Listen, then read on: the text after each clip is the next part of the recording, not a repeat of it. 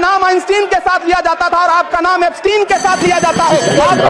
सभापति महोदय, इस तरफ महामहिम के भाषण पर प्रधानमंत्री जी संसद की मेज थपथपा रहे थे और उधर उत्तराखंड की अभागी बिटिया अंकिता भंडारी के इंसाफ की आवाजें मध्यम पड़ती जा रही थीं, जो आज भी पूछ रही हैं कि आखिर वो वीआईपी कौन था जिसके लिए अंकिता भंडारी को मार दिया गया। सभापति महोदय, इधर महामहिम सामाजिक न्याय की बात कर रही थीं और उधर उत्तराखंड के कोटद्वार में नफरती लोगों के खिलाफ एक बुजुर्ग को बचाने के लिए खड़ा हुआ दीपक, जो मोहब्बतों की रोशनी लेकर खड़ा हुआ था, उसके खिलाफ कोटद्वार की पुलिस गंभीर धाराओं में एफआईआर दर्ज कर रही थी और वो भी उस दिन हो रहा था जब उत्तराखंड के मुख्यमंत्री कोटद्वार में मौजूद थे। ये नया भारत है जहां दंगाइयों के खिलाफ एफआईआर नहीं होते बल्कि अमन और मोहब्बत की बात करने वालों के खिलाफ एफआईआर दर्ज होता है। ये नया भारत है जहां असम का चीफ मिनिस्टर खुलेआम संवैधानिक प्रोटोकॉल तोड़कर कहता है कि मुसलमानों को इतना टॉर्चर करो कि वो राज्य छोड़ने पर मजबूर हो जाएं। वो कहता है कि अगर कोई मियां रिक्शा वाला 5 रुपए मांगो तो उसे 4 रुपए दो ताकि वो परेशान हो सके। ये नया भारत है जहां बरेली में खाली घर में नमाज पढ़ने पर पुलिस मुकदमा दर्ज करती है।